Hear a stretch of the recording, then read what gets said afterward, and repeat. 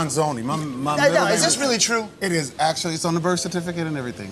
Luther Ronzoni.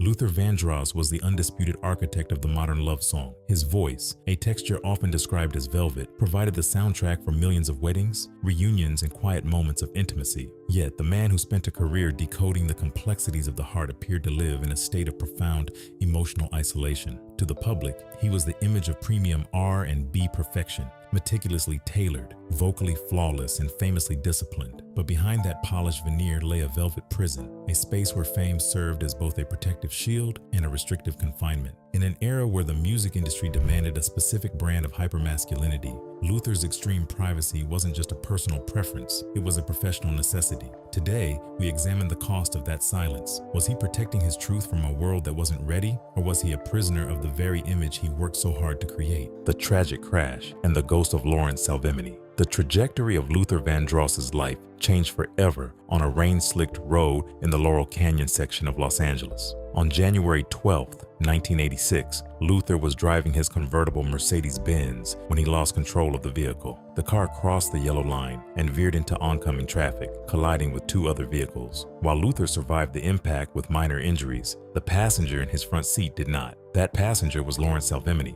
a 27-year-old background vocalist and a close personal friend who Luther was mentoring. The immediate aftermath of the crash was a chaotic blend of physical trauma and legal jeopardy. Luther was charged with vehicular manslaughter and reckless driving. Although the charges were eventually dismissed after he reached a settlement with the Salvey family, the legal resolution did nothing to quiet the internal devastation. Lawrence was more than an employee. He was part of Luther's inner circle, a young talent whose career Luther was personally shaping. The loss of Lawrence introduced a profound sense of survivor's guilt that would go on to haunt Luther for the rest of his life. This event marked the beginning of a significant shift in Luther's psychological health.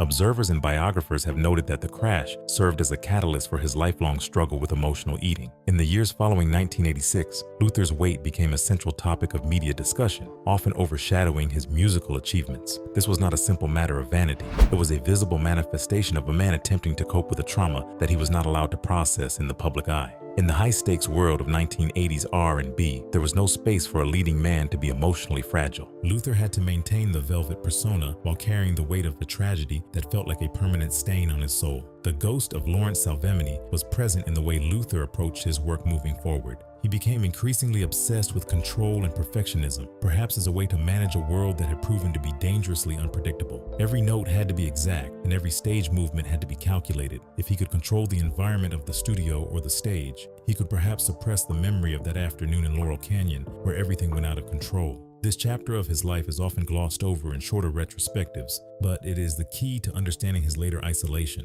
The accident created a wall between Luther and the rest of the world. He was a man who had caused the death of a friend, a burden that necessitated even more secrecy and even more protection of his private thoughts. The crash didn't just break a car, it broke the seal on Luther's emotional safety, leading him toward a life where food and work were the only reliable sources of comfort. It was the moment the premium image began to function as a mask for a grieving man. He was a perfectionist, the infamous En Vogue feud. By 1993, Luther Vandross was not just a singer, he was the CEO of a multi-million-dollar touring enterprise that functioned with the precision of a Swiss watch.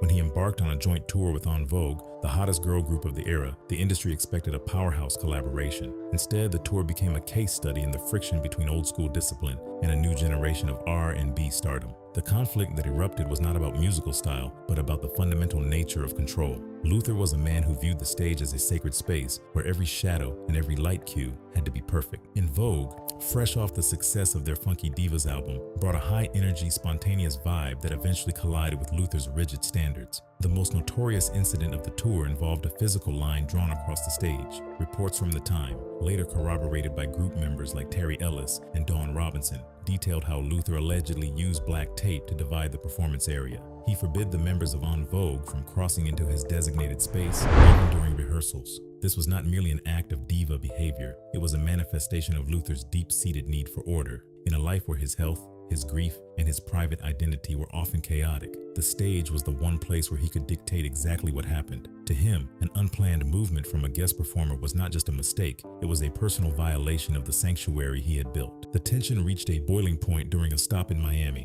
According to various interviews, the dispute became so heated that Luther eventually called the police on the group. The specific details vary, but the consensus is that the disagreement centered on professional conduct and tour etiquette. Luther felt the group was being disrespectful to his seniority and his production requirements. From the perspective of En Vogue, they were being bullied by a veteran artist who used his power to stifle their performance. This feud highlighted a significant power hierarchy within the music industry. Luther was an artist who had fought for his autonomy for decades, and he was unwilling to cede an inch of it to anyone, regardless of their chart success. Psychologically, this period revealed the darker side of Luther's perfectionism. His demands often bordered on the impossible, creating an environment of intense pressure for everyone around him. His background singers and band members were expected to be extensions of his own will. When En Vogue challenged that dynamic by simply existing as a separate, independent entity on his tour, Luther reacted with a level of aggression that shocked many in the industry. It was a defensive maneuver. By asserting absolute control over the physical stage, he was attempting to maintain the premium image that he felt was his only defense against a world that might otherwise see his vulnerabilities. The fallout from the En Vogue feud left a lasting mark on his reputation. While his fans remained loyal, the industry began to view him as difficult. This label was a heavy burden for a black artist in the 1990s, but Luther seemed unbothered by the critique. To him, the quality of the show was the only thing that mattered. He believed that the audience paid for perfection, and if he had to alienate his peers to deliver it, he was prepared to pay that price. The feud was a clear indication that for Luther Vandross, the velvet voice was backed by a will of iron that refused to bend for anyone. The 2017 revelation, when Patti LaBelle finally spoke for him. For decades, the relationship between Patti LaBelle and Luther Vandross was held up as one of the few genuine, ironclad bonds in the entertainment industry. Patti was more than a contemporary. She was a confidant who understood the immense pressure Luther faced to maintain his status as a romantic idol. However, that bond became the subject of intense ethical debate in 2017 during Patti's appearance on the television show Watch What Happens Live with Andy Cohen. During the interview, Cohen asked Patti about the long-standing rumors regarding Luther's sexuality. Patti responded by confirming that Luther was indeed gay,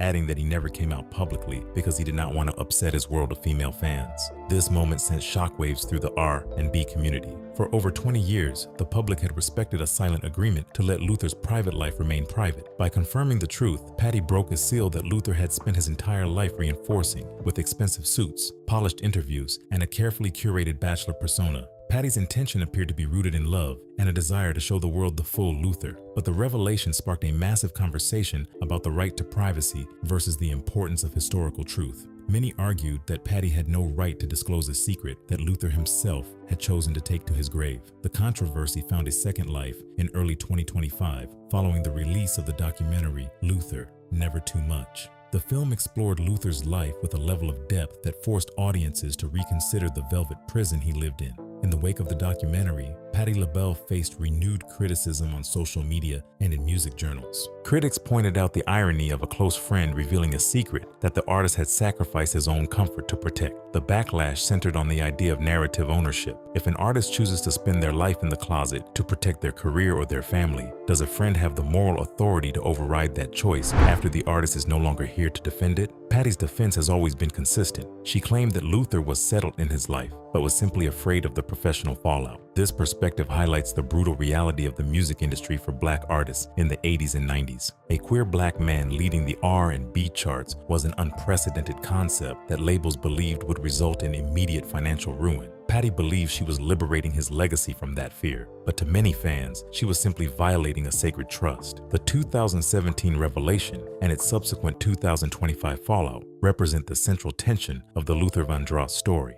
It is a battle between the image and the man. On one side is the premium R&B legend who belonged to the public and whose mystery was part of his allure. On the other side is the human being who lived a quiet, guarded life and may have never wanted his private truth to become a headline. His legacy proves that even in death, Luther remains a figure caught between the demand for transparency and the right to remain hidden. Beyond the never too much veneer, the secret relationship with Gregory Hines. While the public was fixated on Luther Vandross's bachelor image and his high-profile friendships with women like Patti LaBelle and Dionne Warwick, there was another relationship that occupied a far more profound and private space in his life. Gregory Hines, the legendary tap dancer and actor, was more than just a contemporary in the entertainment world. He was a cornerstone of Luther's emotional world. Their connection was rooted in a shared creative language, yet it carried an intensity that many close observers believe went far beyond professional mutual respect. Gregory Hines represented a rare safe harbor for Luther, a person who could match his artistic brilliance while understanding the specific pressures of being a black man in a spotlight that demanded total performance. The collaboration between the two men was most famously captured in their 1986 duet, There's Nothing Better Than Love. On the surface, the song was a commercial success, but the chemistry in the music video and the live performances suggested a deep, intrinsic bond. Gregory Hines, known for his charismatic and free-flowing masculinity,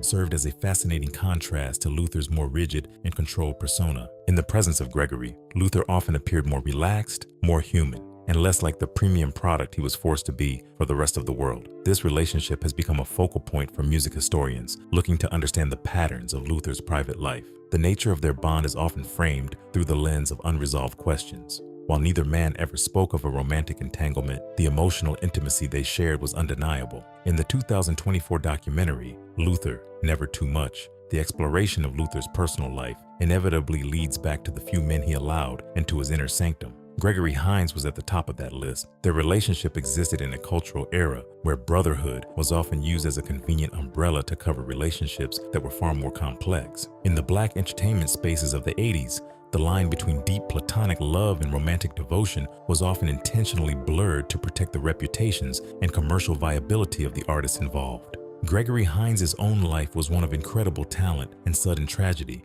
much like Luther's. When Gregory passed away from cancer in 2003, Luther was already struggling with the aftermath of his own massive stroke. The loss of Gregory was a devastating blow that further isolated Luther in his final years. It was the loss of a witness, someone who knew the man behind the velvet voice. This connection is a critical piece of the psychological map of Luther Vandross. It suggests that Luther did not live a life devoid of love, but rather a life where love had to be translated into code, duets, and shared glances that the public could admire without ever fully understanding. Analyzing the relationship between Luther and Gregory requires a level of nuance that looks past the never too much veneer. It is about recognizing the tragedy of a life where your most significant partner cannot be acknowledged as such on an Oscar stage or in a magazine feature. The factual conspiracy in this chapter of his life is not about hidden evidence, but about the social climate that forced such a deep connection into the shadows. Gregory Hines provided the emotional support that allowed Luther to keep singing about a love he could only experience behind closed doors. Their bond remains one of the most beautiful and heartbreaking mysteries of the R&B era, proving that what is hidden often has the greatest influence on what we eventually see on the surface. The Final 24 Hours, a tragic ending in New Jersey. The final chapter of Luther Vandross's life was a stark, quiet contrast to the opulent stages and soaring orchestrations that defined his career. On July 1st, 2005, the voice that had become a universal shorthand for romance was permanently silenced at the JFK Medical Center in Edison, New Jersey. While the official cause of death was cited as complications from a massive stroke he suffered 2 years prior. The final 24 hours of his life were the culmination of a long, agonizing decline that raised difficult questions about the cost of fame and the adequacy of his health management. By the time he reached his final day, Luther was a shadow of the man who had dominated the 1980s and 1990s. The stroke he suffered on April 16, 2003, had fundamentally altered his cognitive and physical capabilities. He had spent the intervening 2 years in a cycle of intensive care, rehabilitation, and long periods of seclusion at his home in New Jersey. During this time, the premium image he had cultivated was impossible to maintain. The public was largely kept in the dark about the severity of his condition, a decision driven by his family and inner circle, who were determined to protect the dignity of a man who had always been obsessed with how he was perceived by the world. In the 24 hours leading up to his passing, reports from observers and medical staff suggested a sudden and sharp decline. Despite the best efforts of his medical team, the cumulative damage of years of fluctuating weight, hypertension, and diabetes proved too much for his heart to sustain. There was an air of profound isolation surrounding his final moments. Although he was surrounded by medical professionals and a few select family members, the man who had sung to millions about the power of love was facing the end without a life partner by his side. This central contradiction of his existence became most apparent in those final hours. He was a global icon of intimacy who was dying in a state of clinical, supervised solitude. The health management during his final years has often been a point of quiet contention among fans and industry observers. Some have questioned whether the intense pressure to keep his condition a secret prevented him from receiving certain types of community-based support or specialized care that might have improved his quality of life. However, his family maintained that they were simply following Luther's own lifelong mandate for privacy. He did not want the world to see him in a weakened state, He did not want the velvet voice to be associated with the struggle of a stroke victim. To Luther, the image was the legacy, and that legacy had to be protected at all costs, even if it meant a lonelier ending. His final day was also marked by a strange irony in the media. While he was in his final hours, his music was playing on radio stations across the globe, celebrating the release of what would be his final studio projects and live recordings. The world was celebrating a vibrant, healthy version of Luther Vandross that no longer existed. This disconnect between the public celebration and the private tragedy is the defining theme of his last 24 hours. There was no grand Oscar speech or final bow. There was only a quiet room in New Jersey and the steady beep of monitors that eventually went flat. The emotional framing of his death remains a subject of intense reflection. To some, his passing was a release from a body that had become a prison far more restrictive than the velvet one he inhabited during his prime. To others, it was a tragic reminder of a life that was spent giving everything to the public while keeping the most essential parts of himself under lock and key. The isolation he felt in his final hours was not just a result of his illness, but a result of a lifetime spent building walls to protect a truth that he felt the world was not ready to hear. As news of his passing broke on the evening of July 1st, the narrative of his life was immediately handed over to the historians and the media. The man who had spent every waking hour controlling his story was finally unable to intervene. The final 24 hours in New Jersey were the last moments of the real Luther Vandross before he became a permanent fixture of music history. It was an ending that lacked the polish and the synchronization of his stage shows, but it was perhaps the most honest moment of his entire journey. He died as he had lived, surrounded by the best care money could buy, yet fundamentally alone within the sanctuary of his own silence. The documentary Backlash: Why His Family is Still Silent. The release of the 2024 and 2025 documentary cycle, spearheaded by the film Luther, Never Too Much, was intended to be a definitive celebration of the singer's virtuosity. Instead, it ignited a modern cultural debate regarding the boundaries of posthumous storytelling and the ethics of legacy management. While the film received critical acclaim for its technical brilliance and its use of archival footage, it also sparked a significant backlash among those who were closest to Luther Vandross. This tension has highlighted a growing divide between the public's desire for total transparency and a family's commitment to a silence that they believe honors the dead. For many fans, the documentary offered the first real opportunity to see the man behind the velvet voice in a way that was humanizing rather than just idolizing. It touched on the unresolved questions of his personal life and the psychological weight of his isolation. However, for the Vandross family and his inner circle of protectors, the film felt like an intrusion into a sanctuary that Luther had spent millions of dollars and an entire career defending. The silence from his immediate relatives following the film's premiere was not an oversight, it was a deliberate statement. To them, the documentary's attempt to peel back the layers of his private life was a violation of the very premium image that Luther himself had curated. The backlash was not limited to the family. Recurring voices in Luther's life, most notably Patti LaBelle, found themselves once again at the center of a media storm. In interviews surrounding the documentary, such as her appearance on The Breakfast Club, Patti expressed a level of discomfort with how certain narratives were being framed for a modern audience. The issue was not necessarily the factual accuracy of the information, but the spirit in which it was being shared. There is a deeply rooted cultural tradition within Black entertainment circles of protecting the brand and maintaining a level of decorum that keeps private struggles away from the tabloid gaze. The documentary, by its very nature, challenged this tradition by inviting the world to analyze Luther's loneliness and his hidden relationships. This conflict raises a critical question about narrative ownership in the digital age. When an icon passes away, who has the final say on how their story is told? Is it the fans who supported the career, the filmmakers who seek the truth, or the family members who lived through the actual events? For the Vandross estate, the silence serves as a final line of defense. They recognize that in the era of social media and constant content, once a secret is out, it becomes a permanent part of the public domain. By refusing to engage with the more sensationalist aspects of the documentary, they are attempting to keep the focus on the one thing Luther always wanted the world to see: the music.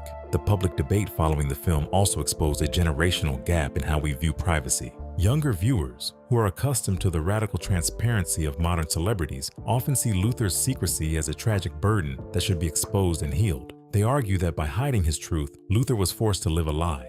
Conversely, older fans and his family often view that same secrecy as an act of profound strength and professionalism. They see the Velvet Prison not as a place of confinement, but as a castle that Luther built to keep the world out. This fundamental disagreement is why the family remains silent. They do not believe that Luther's truth is something that the public is entitled to own. The documentary also triggered a new wave of factual conspiracies regarding his health in his final days. By opening the door to his private vulnerabilities, the film inadvertently invited armchair detectives to speculate on everything from his medical care to the nature of his closest friendships. For a family that has already dealt with the trauma of a high-profile death and the subsequent 2 decades of rumors, this renewed scrutiny is exhausting. Their silence is a way to de-escalate the narrative. They realize that any statement they make, whether it is a confirmation or a denial, only serves to keep the gossip cycle moving.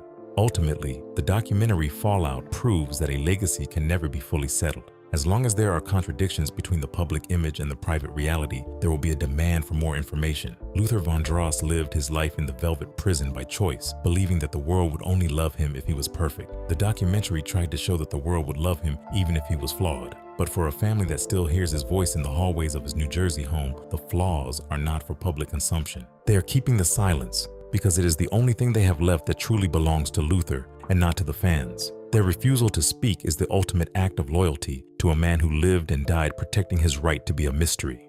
The story of Luther Vandross is a definitive case study in the high cost of cultural perfection. He occupied a unique position in the music industry, serving as the bridge between the grit of 70s soul and the high-gloss production of the modern R&B era. To understand Luther is to recognize that his Velvet Prison was not a construction of external forces alone. It was a structure he participated in building to ensure that his art remained untainted by the messy realities of his personal life. He understood better than anyone that the public often loves the song more than the singer, and he was determined to give them a version of himself that was as flawless as a recorded track. This dedication to a premium image created a legacy that remains deeply divided. On one hand, we have the undisputed vocal virtuoso who set the standard for every male vocalist who followed him. On the other hand, we have the isolated figure in New Jersey who struggled with weight, grief, and a secret identity that he felt would destroy his livelihood. The tragedy of Luther Vandross is not found in the rumors or the factual conspiracies regarding his private life. It is found in the realization that a man who provided the emotional vocabulary for a million love stories may have never felt safe enough to live out his own story in the light. We are left with a fundamental, unresolved question about the nature of fame. Did Luther Vandross protect his truth to save himself, or was he protecting the world from a reality it was not yet prepared to handle? Let us hear your thoughts in the comments. If you found this investigative look into the life of Luther Vandross compelling, make sure to hit that subscribe button and turn on notifications. Thanks for watching, and we will see you in the next video.